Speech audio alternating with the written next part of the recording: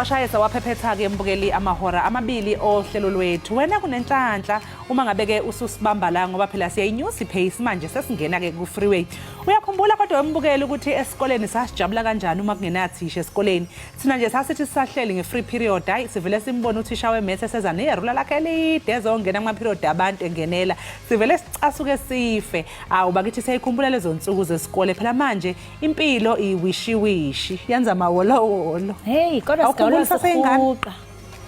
Usakhumbula saseyingane? Ngisakhumbula mntakama. Kodwa sentsho noba impilo injani masigawule sihuqa. Akukho phela esizokwenza. Asikhohlele siginye sigowe siye ngakhona. Forward we go. Forward we go asoze sibuyele emva. Siphinde sikubulise mbukeli sikwamkele kwi-Euro yethu apho sizoyiqwela siyiqongqothe kodwa nakubeni sizayiqongqotha imbiza yona isaqhuma kuba uvimba wethu uyaphuphuma. Sicela ugushe kaloku khona phansi emiqolombeni kwilali ngelali nasemalwandle. Sithi masingaphosi maseko sicha iqhumela namhlanje kuba uvimba wethu mbukeli uyaphuphuma. Usehleli naye kaloku unonkanyezi alright ngena fright iqhuma nayo inzokazi yaphakwa amageba sikuphakela zitshisa masiye mbukeli. Masibheke-ke ehamba phambili kuleli hora.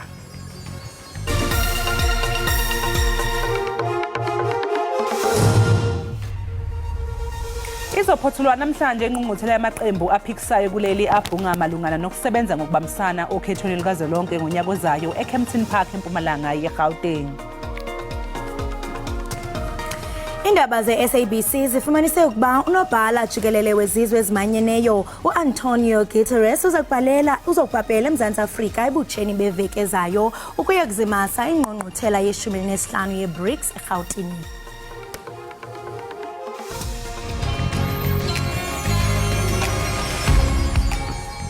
What's happening? Libitso la ka ke Thato Immaculate ngwanyana wa Mosotho ra o leboha hobane o dutse mona le rona Ekhaya Jikelele go tshwareletse bolo re o tshwaretse dipapadi weather ditaba ntho tsena na kaofela Monday to Friday. Danke os, thank you.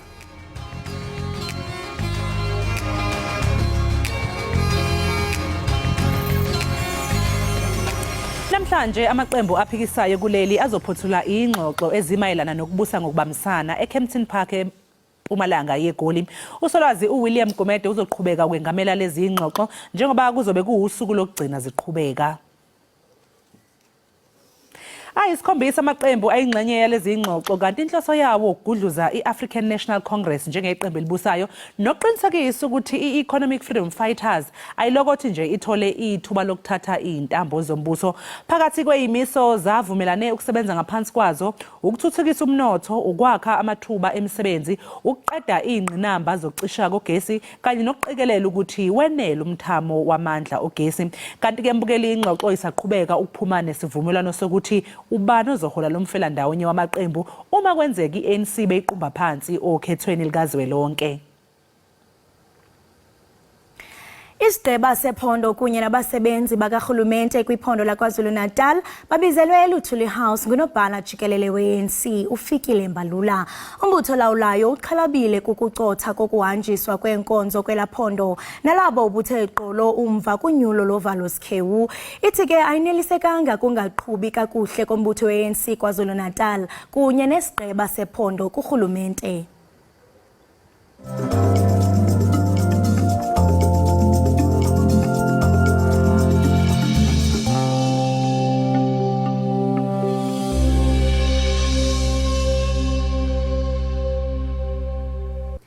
Unobhala Jikelele wezizwe ezimanyeneyo uAntonio Guterres uzakuzimasa ingqungquthela ye-BRICS kwiveki ezayo.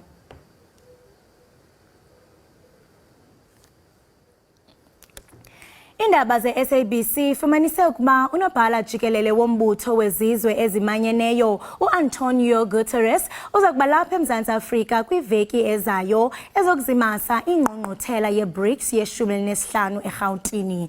Ungomnye ke wenkokheli ezingama-67 kunye nemibutho yehlabathi ngama-20 ethe yamenywa ngabasindleki. Ukuza kwakhe ke kumenza ibe ngunobhala Jikelele wokuqala we-UN ukuzimasa ingqungquthela ye-BRICS. Oku ke mbukeli kubonisa ukukhula nokubalulekileyo kwalombutho.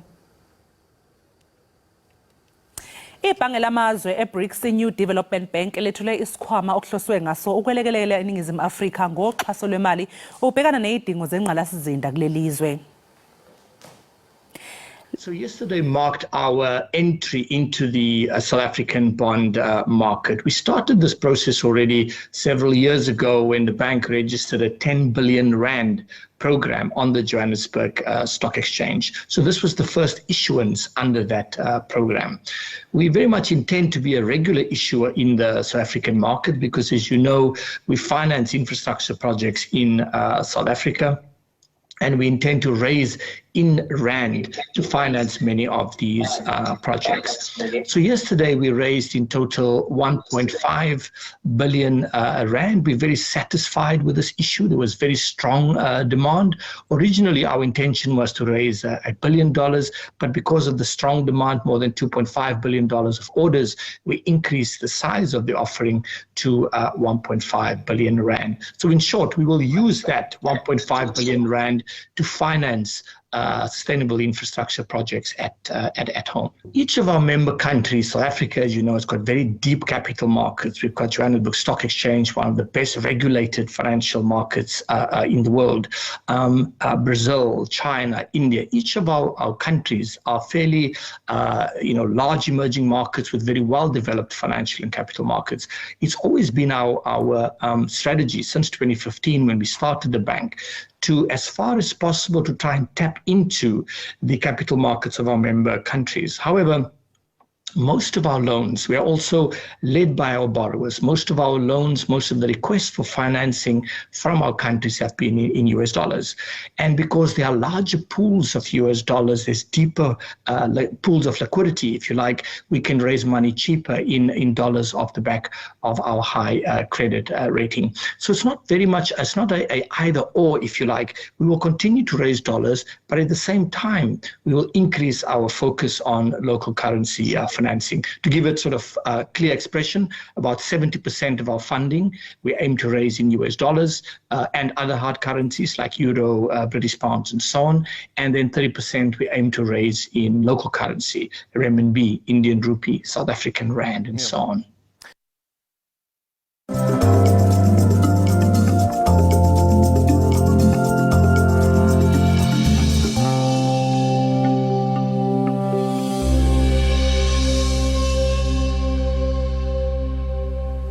Ityala likaSenzo Meyiwa kulindeleke ukuba liqhubeke ngalentsasa kwinkundla ephakamileyo ePitoli, nalapho ipolisa uThabo Mosia liza kunika ubungqina.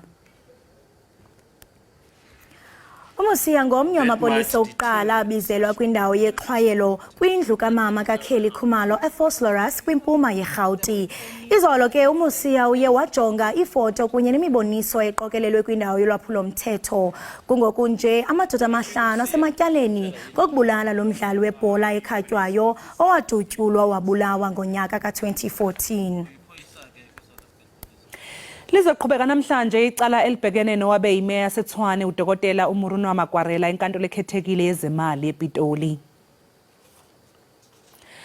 uMagwarela ubhekene nezinsolo zokukhwabanisa ezeyamene nokwethula umbiko ongamampunge owabe uhlonza ukuthi igama lakhe alisenalo ugcobo lokwekuthiwa wakwenza njengemizamo yokuvikela isikhundla sakhe sobumeya. Sikhuluma njengembukeli ungaphandle phela ngebhayili eyinkulungwane eziyishumi zamarandi, kanti ke kulindeleke ukuthi inkantolo namhlanje yethule usuku okuzoqalwa ngalo ukuqulwa ke kwecala abhekene nalo. Mbukeli okwamanje ake siphose amehlo ke sibheke isimo sezulu.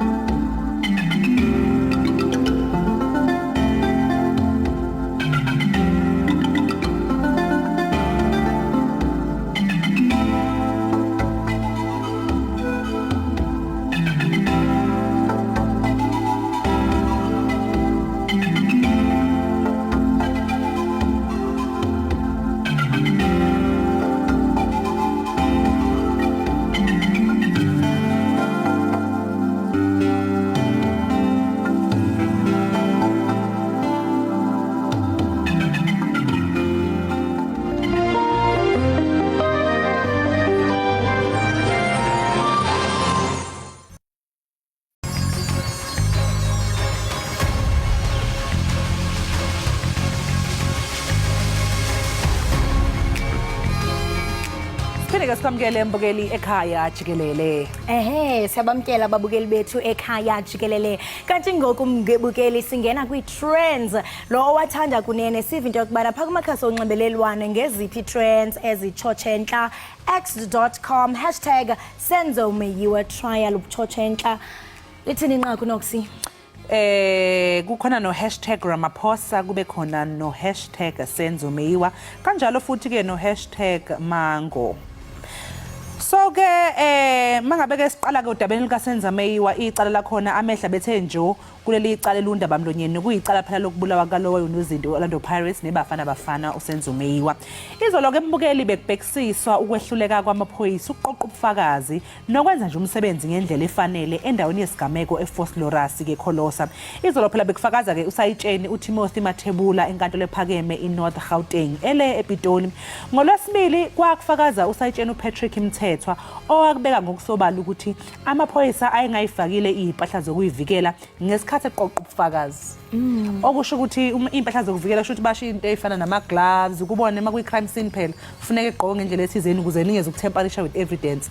So ke owayefakaza ngoLwesibili ke uPatrick Mthethwa wakubeka ngokusobala ukuthi cha amaphoyisa ayengayifakile impahla zokuyivikela ngesikhathi ke eqoqa ubufakazi. Ake sizwe ukuthi ke abantu baphefule bathini lapha ya ku x.com. Right, #crime has no nationality. Utiena. Sergeant Mathebula is the only state witness who has answered questions posed to him accordingly so far in this #Senzomeyiwa trial. We actually I am tempted to believe he has been honest throughout his testimony and cross-examination. Kanti ke uKatleho yena uthi abo Sergeant Mosiwa, abo Mthethwa, abo Timothy Mathebula's incompetence is the reason why a lot of people get away with crime in this country. Disgusting. Hawu uKatleho uthi hayi ubufakazi balamaphoyisa yibo lobo benza ukuthi abantu banga ijezeli izenzo zabo ezimbi lapha eNingizimu Afrika. Ukhona olandelayo ake singeneke manje kwi #yethu yesibili ethi #Ramaphosa. Kuthiwani Makholi? #Ramaphosa. Uyaqonda ukhumbule wena mamtshali nawe mbukeli into yokubana le veki sikuyo siphawula isikhumbuzo seminyaka elishumi yenyikitya yaseMarikana okuke kuchazwa njengezinye zeziganeko ezimanyumnyezi ezakha zenzeka kweli lizwe. Abasebenzi bomgodi kule ndawo baqhankqalaza bekhalela ukonyuswa kwemivuzo ngama-12,000 uyaqonda ukhumbule into yokubana phezolo siyasaba nodliwano ndlebe nomhlalutyi wezopolitiko unjingalwazi Ntsikelelo breakfast imbuzo into yokubana ingaba ukuzawuthi kangoku kukhona na into ebambekayo esingathi urhulumente uyenzile. Kanti ke uluntu lona lusafuna bathutshiswe abo banegalelo kwinyikitya yaseMarikana kwaye abantu abaninzi bakholelwa ukuba umongameli weli uCyril Ramaphosa unegalelo ngokwenzekayo. Yena athi wena mamtshali xa njonga pha ku X ndafumanisa imfanekiso kamnumzana uCyril Ramaphosa bemfakile phana bemdwebile bemfake negazi apha kwisuti yakhe. Emva ke kwalo mfanekiso kunalaba amadoda ngamaxhoba athi asweleka kula nyikitya yokufa. Into ethi ke abantu baye baphefumla ku x.com bevakalisa inqumbo yabo nonganeliseki ngendlela uCyril Ramaphosa enze ngayo. Uthi sofela uthini pha mamtshali? Uthi never forget what Cyril Ramaphosa did for profit. 34 children are fatherless because of him and the love of money. Uspecial one yena uthi since Cyril Ramaphosa became a president, every year when South Africans are commemorating the #Marikana massacre, he always finds a reason to leave the country. Funny. Uspecial one uyasho ukuthi ena hayi solokhu nje kwenzeka lesi sibhicongo njalo ngonyaka mengabe sekukhunjulwa lolu suku uthi umengameli uhleze ebonakala ewumuntu ongekho ke lapha kwi-country ngaleso sikhathi. Mhlawumbe kuyaqondana usuke ephesheya kwezilwandle phela hambe ngomsebenzi. Ake sibone ke Twitter enye landelayo. Uthini crime has no nationality? I think siyasayifunda le ngeyesenzo meyiwa. Uwaboma uyathi into yokubana South Africa must never forget that Ramaphosa gave the green light for the execution of black workers in order to protect his interest. We will never forget Marikana massacre. Uyathi into yokubana bangalibali uMzantsi Afrika ungayilibali into yokubana yena uMnumzana Ramaphosa nguye owanikeza i-green light yokubana ababantu abaswelekayo kwenzeke lento siyibonayo. Kanti ke mangabe siqhubekela phambili ke mbukeli sibheka i-hashtag yethu yokugcina i-#mango. Izolo phela mbukeli abantu ke abalandela ezemidlalo balale bengawuvala umlomo ngeinqumo ezithathwe emidlalweni ke weMorocco Swallows kanye neSikhukhune United. Iswayiswayi linqobekela umdlalo ngamagoli amabili kwelilodwa. Igoli lesibili ke lingene ngesikhathi esengezwe uNompempe. Liyakhalisa ke igoli lesibili ngoba phela uNozinti ukhala ngokuthi yena uphushiwe. Ake sizwe ukuthi ke ababukeli bona babone kanjani. Ake siye lapha ku-x.com sibona ukuthi babone kanjani. The Brain uthi whether the Mango and Sangare issue is correct call or not, this should really push at official PSL to implement VAR at least next season. Many teams are going to suffer and some will benefit. This is a multi-million franchise. Team owners will suffer the most.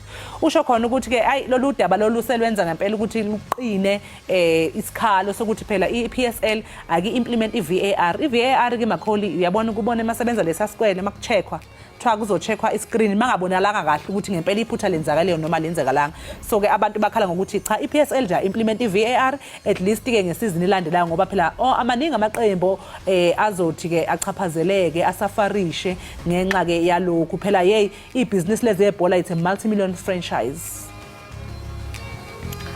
Right, usenzo tata kaMzilikazi ndiyacinga uyathi into yokubana lento yenziwe nguKabadino Mango kusangare keeper weSikhukhune Mpizma Emphosele epalini phakathi ke kuyifoul ecacile nje and ingakho sicela iVAR lapha eMzansi ngoba hayi onompempe bethu abageji ngathi bayabukisa kulesi season ngane zakwethu ama team amaningi azophela. Uyabona ukuthi isizulu saseKZN ke lesike ngamakhole uMpizma hayibo. So usho khona ke ukuthi iVAR nayo ukhuluma ngendaba yeVAR ukuthi hayi onompempe abageji ngathi bayabukisa shuthi usho lokho ukuthi cha iVAR ngathi yisisombululo ngoba kuzolokho kuphikiswana ukuthi ubani right ubani wrong. Uthini ke uColeman? uColeman yena uthi they were siding with Morocco Swallows, those Soweto Derby Okay, saying Sundowns benefited from poor refereeing. Jiggy today, Mango is a bad player and Swallows don't deserve that win. Sixolise mbukeli ngamanye amagama. Eyokugcina ke iX elapha ku-x.com ithi Isikhukhune United goalie Ali Sangare catches ball pushed by Morocco Swallows Frank Mango into the net. At @SAF_net ref awards the goal. Full time Isikhukhune United 1, Swallows 2. South African Premier Soccer League is #DSTV Premiership. Hayi abantu abajabule kushuthi ngaleli impela. Hayi ayifika iVAR izoxazula yonke lenkinga ngoba phela manje he said she said. Yeah. Mukele ke sesivala lapho ke ezama trends namhlanje ekseni kanti njengamanje ke sinje ke qunga ngapha ngaseyitolo siyakhokha iqhu singaze siboshwe siyabuya emva komzuzwana.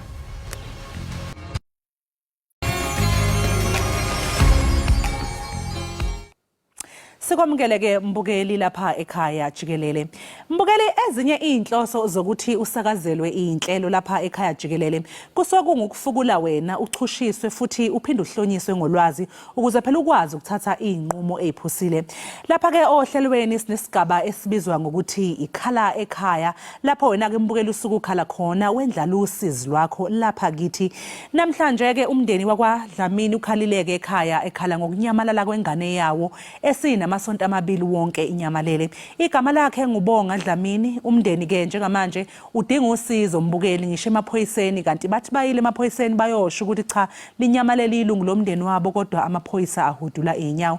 Njengamanje ke sinamalungu omndeni kaBonga lapha endlini zokusakaza okuthulisile Maxase kanye noNtokozo Maxase. Kanti ke ocingweni mbukeli sino Lieutenant Colonel Mavela Masonto yena ke ukhulumela iSouth African Police Services noma ke amaphoyisa. Sinibingelele Thulisile sikubingelele ke nawe Ntokozo. Sikubingelele nathi.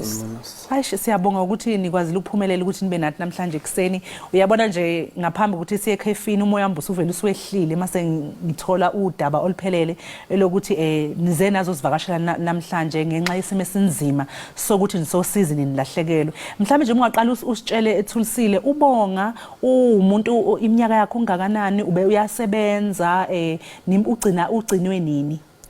Okay, ubonga uhlala nami sihlala eHillbrow yena usebenza eboxer yale yase GP. So ukugcina kwethu ukubonana kube kuyi20 kuyi Thursday ezohamba emsebenzini nami ngiphuma ngemsebenzini. So ilanga esamgcina ngalo ukumbona futhi angithi ube kuumuntu abangani so besitshela ukuthi mhlawumbe uhambile because ube nokuthi ahambe yolala ebanganini so yes lokho nje sihambe sesikhathi nje sitshela ukuthi usebanganini kanti ayi mangabe sesisukuma kahle ngeSaturday sesibona ukuthi ngempela kabuyi ayi ila sasukuma khona ngeSaturday sesemsebenzini so sesiyobheka ukuthi hayibo ubonga nemgcinenini akabuyanga yabona sesiqala sesifuna manje ngabe nifike emsebenzini kuthiwani emsebenzini ngoba lapha agcine khona ukuyi emsebenzini khona umfana obekade phoza naye bekumngani wakhe lapho ngeke ngimoshe igama lakhe so umfana lo masimbuza wathi ke nabagcine umgcine ngakusasa ngayizolo eOCC ubani fan brandis no market bahlukana lapho kwakuyikhathi zabo 8:30 to 9 uthi wamnikeza imali eyogibela ubongezosuka lapha ku fan brandis eyogibela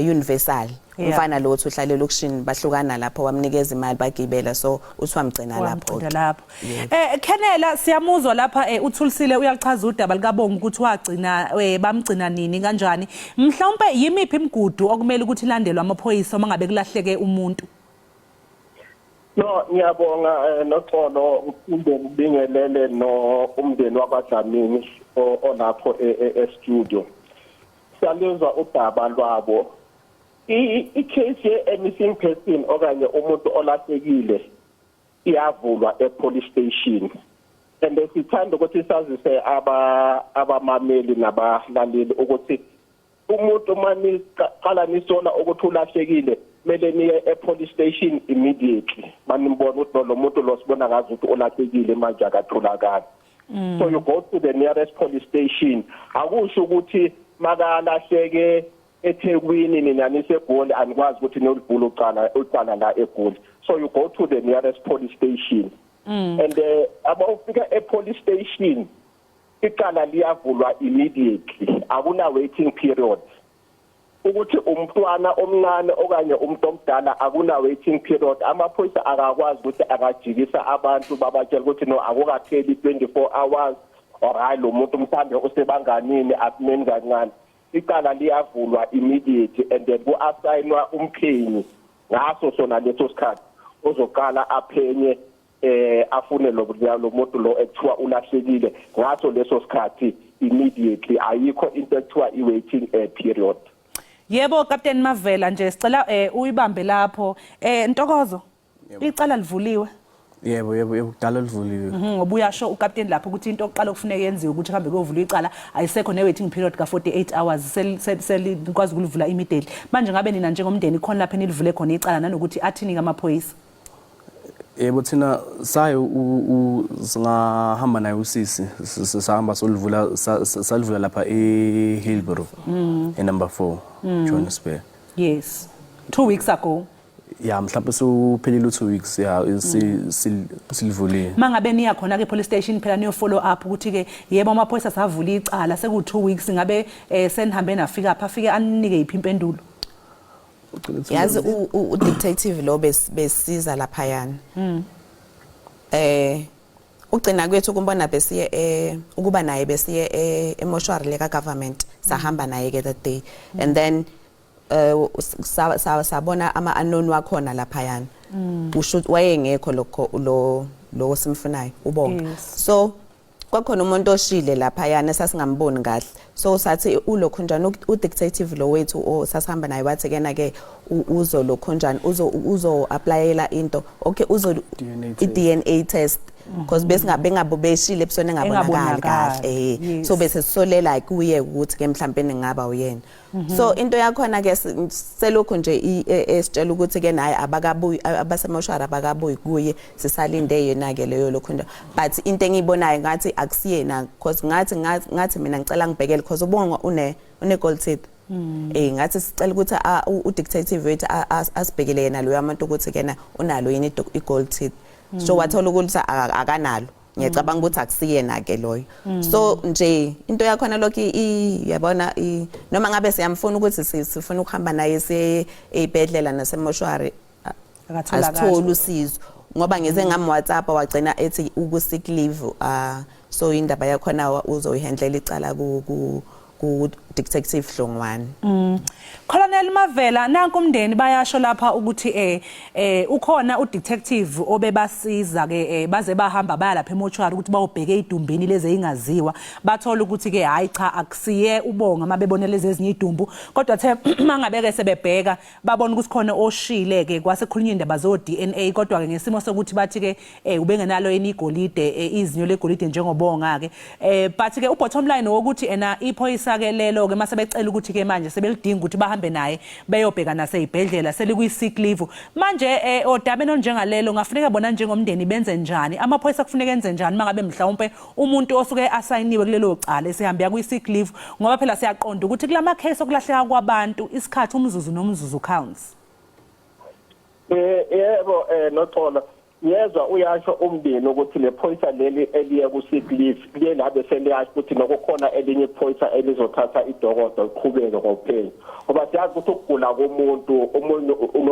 omunye nomunye angagula akungayezi ukugula kuvele kuzifikele nje kodwa umthetho usho njalo ukuthi no makagula kumele athathe idokodo alinikeze omunye futhi umphenyo ozoqhubeka ngalo njengoba usho umndeni ukuthi wanikezwa usongwane kumele aqhubeke nomndeni lapho kusolwa khona ukuthi no ngenzeka ukuthi ulapho umuntu lo lahlekile khona ezibhedlela lo othathe icase othathe idokodo mina ahambe nabo kuyozo zonke lezo ndawo kuqhubeke kufunwe lo muntu lo olahlekile akusho ukuthi lo njengoba sekagula idokodo kumele lime kancane ngoba this is an emergency icase yomuntu olahlekile so uhlongwane loyo kumele aqhubeke asebenzisane nomndeni kufunwe la kufunwa khona Ntokozo nothulisile ingabe umndeni uzizwa kanjani ngokulahleka kabonga especially because phela ubonga kasiyona ingane encane umuntu obeyisebenzele osupervisor emsebenzini ngeke ngathola udaba nje lokuthi umama le ekhaya kwaZulu akasabuthi iquthu ubuthongo ukhala nsuku zonke ngoba akazi ukuthi kwenzakaleni enganeni yakhe umndeni ulimele kakhulu ngoba futhi ulimele kakhulu umama yena njena uyumama vele uyayigulela nje izinto ezifana nalezi ziyazi zimkhathaze umoya silimele kakhulu nje somndeni ngobonga futhi ubonga ubengasumuntu mhlawumbe ongathi unodlame umuntu beyiphuzela nje ongenankinga akasi umuntu onodlame ukuthi mhlawumbe kwaba unama enemy yiwona lawa amthatha amenzani Ntokozo njengomndeni nje mhlawumbe ngabe yini enifisa inicelayo nasemaphoyiseni engadlulisela yona kucolonel njengoba sixoxana njengamanje mhlawumbe thina mina nje ngokwami ngicela ukuthi mhlawumbe bekhona ukusiza ukuthi mhlawumbe sikwazi ukumthola ukuthi simthole kanjani ngoba nathi kudala zula nasezibhedlela sesihambile khona nasendaweni eziningi sesihambile mara asimtholanga usizo Colonel nanku umndeni bakithi ukhala ngosizo ubheka indodana yabo njengamanje njengoba sesixoxile wezwa ke umndeni ukuthi yikupho sokwenzile mhlawumbe njengoba njengamanje befila bezizwa ngathi bakwangqingetshe akukho kuyaphambili nokuyemva basazi ukuthi benze njani ungabacebisa ngokuthini bakwethu usizo bangalithola kanjani ngizothanda ukuthi nami bangiphe inombolo yabo yocingo ngizokwazi ukuthi ngithole kule investigating officer ephethe icala ukuthi seyihambe yafikaphi okunye ngithanda ukubuza ukuthi isithombe sakabonga banikezele na umphenyi ngoba enye into esiyisebenzisayo leyo ukuthi sithathe isithombe sisifake kuma Facebook into zokuxhumana kanjalo as part of opinion lethu ngicela ukubuza ukuthi no bamnikezile yini isithombe baphinde futhi banginikeze nenombolo yabo yocingo ngizokwazi ukuthi ngenze i follow up nomphenyi lo Sibonge kakhulu ke Colonel cha umndeni ukuthi no umphenyi kumele aqale a-update ifamily ukuthi sekakuphi ngophenyo lwakhe. Sibonga kakhulu ke Lieutenant Colonel Mavela Masondo ngesikhathi sakho sethembise ukuthi nje kuzothi mangabe kuphela uhlelo siphinde sixhume sikushayela ucingo ebese umndeni ukwazi ukuxoxisana kanye nawe ke ukunike nezinombolo lapho ungabaxhuma khona kanjalo ke nemininingwane yokuthi balivule kuphi icala nanokuthi yihoba no detective abebesebenza nabo. Sibonga kakhulu ngesikhathi sakho sethembe Lieutenant Colonel ukuthi impela luzolunga lolu daba singathokoza siwuhlelo kanjalo futhi SABC masingabona egcineni igcine kufikwe esombululweni salolu daba. No, nami ngiyabonga kakhulu onexolo phinde ngibongele nomndeni lo wabadlamini. Sibonge kakhulu siyabonga kakhulu ke Thulisile nawe Ntokozo ngesikhathi senu bandla sicela nje nizidlulisele namazwi kumama ukuthi siyazwelana naye ngalobu buhlungu adlula kubo njengamanje sethemba ukuthi thina njengekhaya Jikelele sikwazile nje ukufaka okuncane ukuthi mhlawumbe sizame ukuthi kutholakala isombululo loludaba sethemba ukuthi ubonga bakithi atholakale nani nizokwazi ukuthi niqhubeke nezimpilo zethu sinifisele nje konke okuhle nokukhanya. Siyabonga nathi. Sithembe nathi ukuthi sizomthola ubonga ngosizo senisinikeze lona. Siyathemba sesinethemba elikhulu ukuthi sizomthola. Siyabonga kakhulu. Labo ke mbukeli bekuwumndeni kaBonga Dlamini uThulisile kanye noNtokozo ocingweni besinokhulumela amaphoyisa eGauteng uLieutenant uMavela wakwaMasonda besixoxa nje ke ngokunyamalala kaBonga Dlamini. Umbukeli nangu ubonga ke useyithombeni uye lombona esesimveza njengamanje uneminyaka njengaphezulu ka40 mabili manje amasonto ke ubonga enyamalele kanti umndeni awulitholi nosizo awazi nokuthi uthathe ini uhlanganise nani. Siyacela nje ke mbukeli ukuthi nimbukisise ubonga bakithi lapha ezithombeni makukhona umuntu owaziyo ukuthi kwenzakaleni noma ungasinika umkhondo bakwethu axhumane nathi lapha ke ohlelweni sikwazi Nkosi yami ukuthi sisize lo mndeni ososizini ngesikhathi njengamanje. Khumbula ke nokuthi ke nawe mbukeli ungakwazi ukuthi ukhale lapha ekhaya Jikelele sikhona ukuthi sizokwazi ukuthi sizame ukukusiza enkingeni othi ubhekane nalo. Zama nje ukuthi nixhumane kanye nathi nasey'inkundleni zethu zokuxhumana lapha ekhaya Jikelele. Okwamanje ke mbukela ke sithi nje kwehlisa imoya inhliziyo zethu zibhlungu ngesijequ 8 sizobe emva komsuzwana.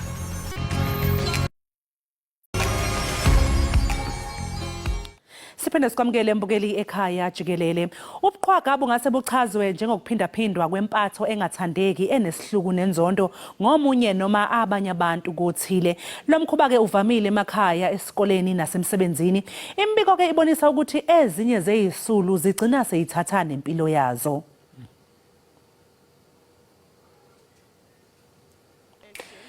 Ucwaningo olwenziwa iMegan Harrington Johnson we-Harrington Johnson Attorneys and Conveyancer lubonisa ukuthi bangaphezulu ka-3.2 million abafundi abazisulu zokuqhwagwa minyaka yonke eNingizimu Afrika kanti ke abanye bezisulu bagcina sebethatha ngisho nempilo yabo.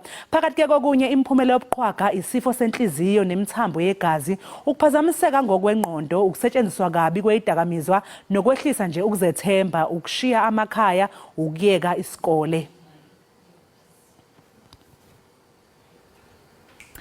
Ukanti mbukeli apha kwindlu zethu zosasazo sindwendwele ngumbhali wencwadi osemtsha usiyavuya Mabhece ukhuthazwe izinga eliphezulu lebullying ikakhulukazi xa sijonga ezikolweni. Ukanti ke kuZoom ukhona umphathi we-Save the Children umama uGugu Qaba. I-Save the Children ke mbukeli ngumbutho ongenza inzuzo nolwela amalungelo abantwana futhi ke uyakholelwa ukuba bonke abantwana nolutsha kumele babe nekamva eliqaqambileyo kwaye sibakhusele. Mama uGugu Qaba sinaye pha kuZoom sikubulise sikwamkele ekhaya Jikelele.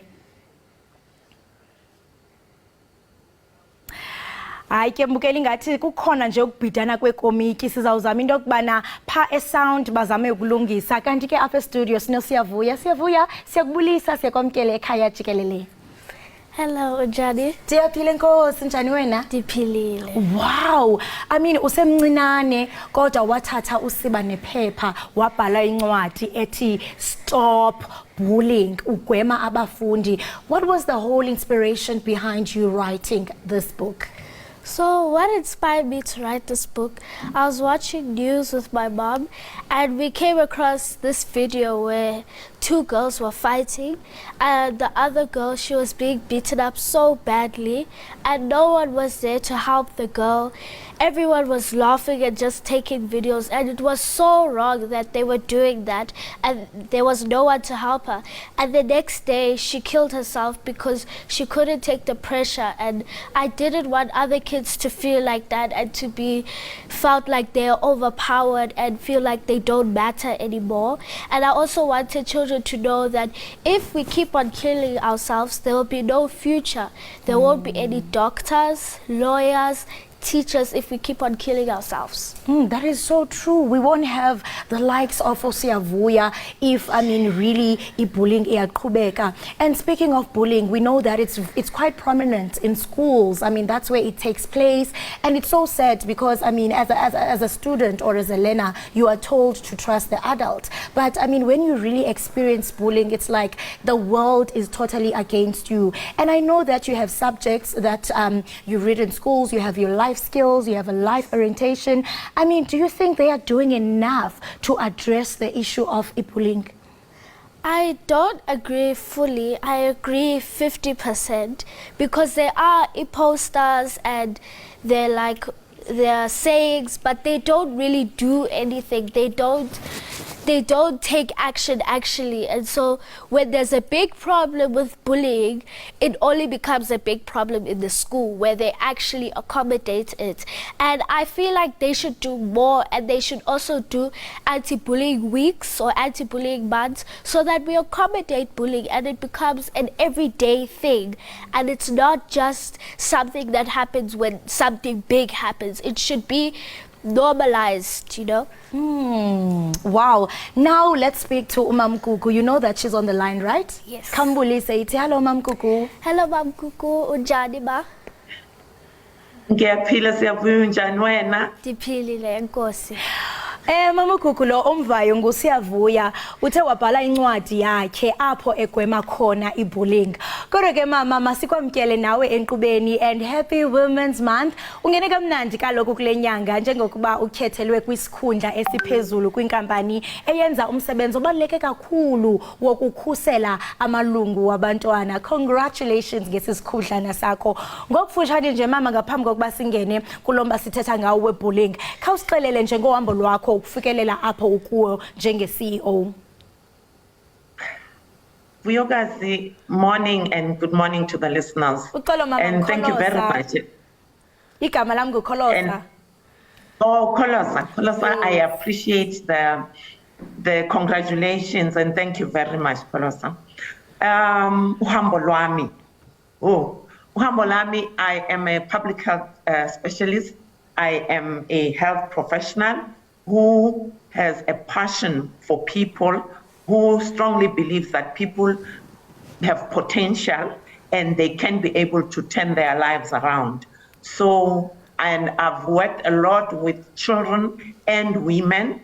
And of course, I work with families because each time you look at a child, you're actually looking at a family, you're looking at a community, organizations that are around them, including government that is making policies. So I've worked in all these levels to ensure that we improve the health of our communities.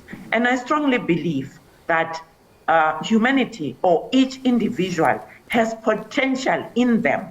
One, to understand what is wrong, to understand what is right, and to make the right decision. So ikhona into eyenzekayo in a person's life that we can be able to turn around to help them to always make better decisions. Because as soon as a decision is wrong, efana nebullying, efana nokulwa, efana nokuthi sishaye abanye, it shows ukuthi kune problem, there's some anger somewhere. So I've been in the field of public health simply because I believe the health of the society is in their hands and they can do something about it.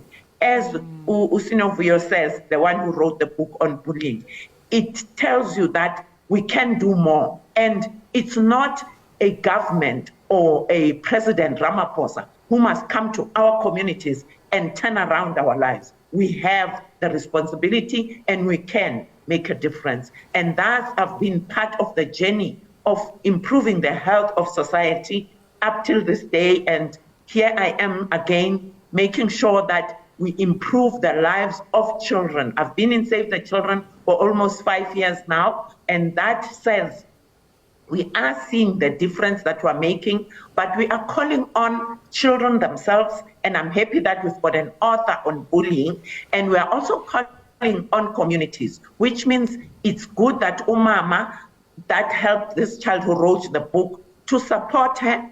That is what we want, because we want parents to be engaged. We want communities to turn their own lives around, because communities can be areas of excellence as long as, you know, you can start per home, per street, and a ward changes if we can be keen and want to do something about it. Look at the fact that when communities do not have services, they stand up and do something about it, and the situation changes. Why can't we do something about reducing the violence that we have so normalized? That's basically who I am.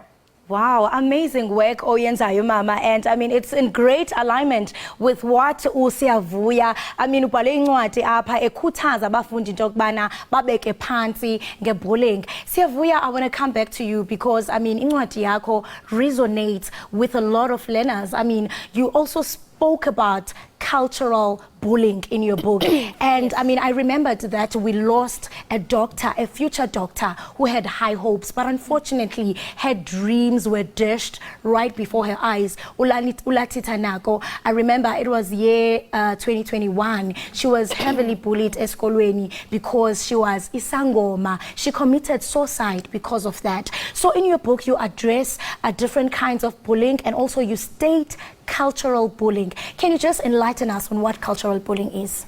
So in my book, I highlight cultural bullying, and cultural bullying is bullying a person on their culture, on who they are, their mother tongue, or what tribe they were born into, and they bully them because of maybe they heard rumors about the culture saying, oh, this culture, they are these evil people and stuff, and some people like to bully them because of who they are, and they can't change anything about it. And I mean the sad thing about this whole bullying issue is that it does not only end there, but you'll find that some, they may not have the strength to carry on. They end up committing suicide. Like, I mean, in the recent news, we had, I mean, this child who poisoned himself. There's a lot going on. And in your book, you also touched and highlighted the story of Utina. Can you just enlighten us on that?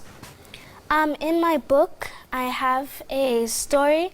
Her name is Tina, and she was being bullied by this girl named Queen.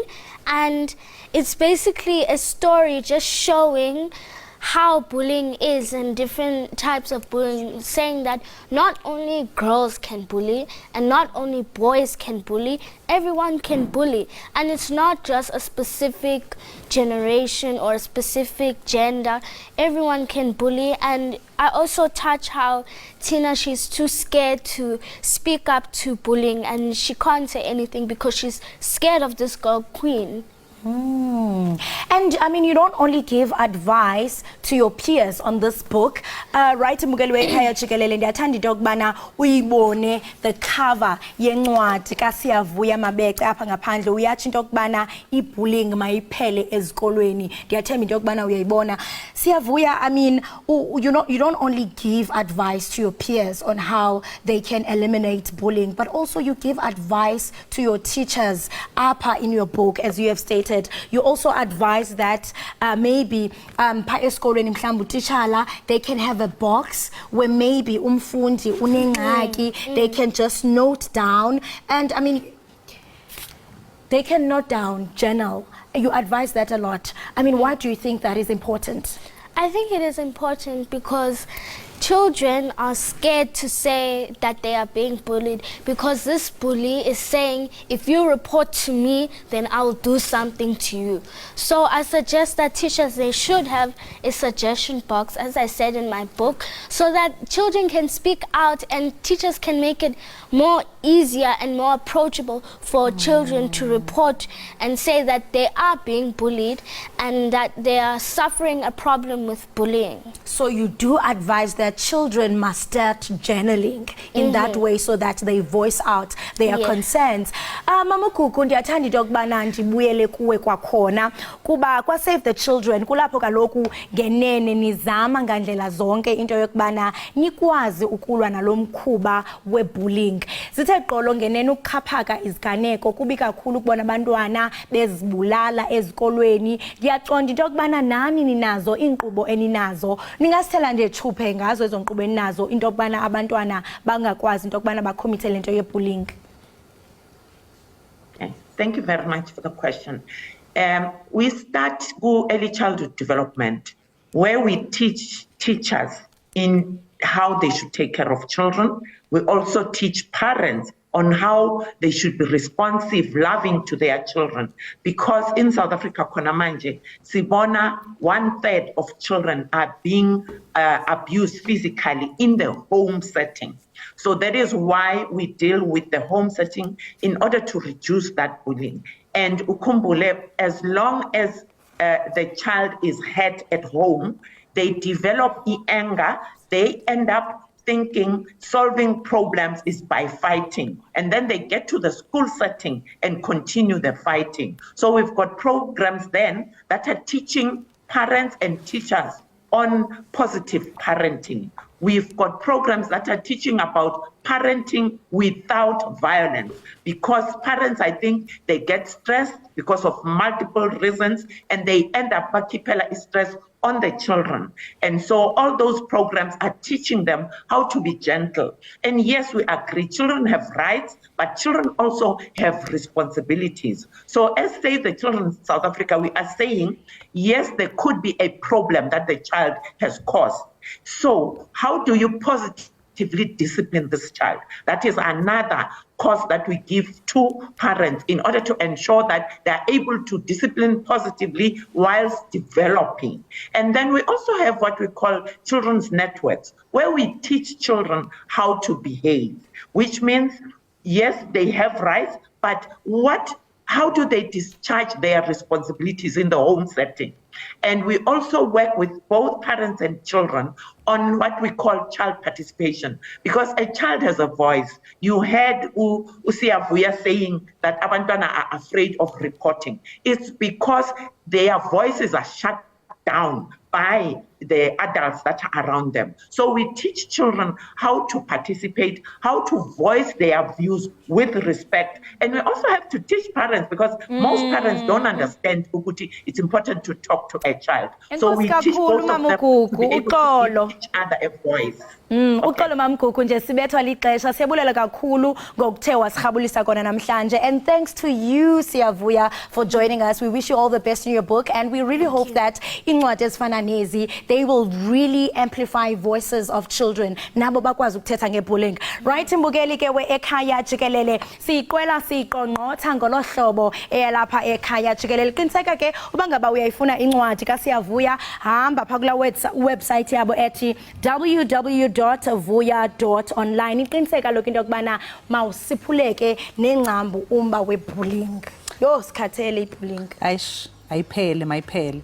Well done Nana on your book. Well done, well done. Mbukeli ke sesifike ekuphethelweni ke kohlelo lwethu namhlanje lesiniphathele lona. Siyabonga kakhulu ngosenihlanganyele kanye nathi. Siyabuya futhi kusasa ngesikhathi esifanayo khona la ku DTT Channel 8. Yes, siyabuya umuntu abe nenhliziyo efana, abe nosuku olufana nenhliziyo yakhe. Sinithanda ngothando lika love.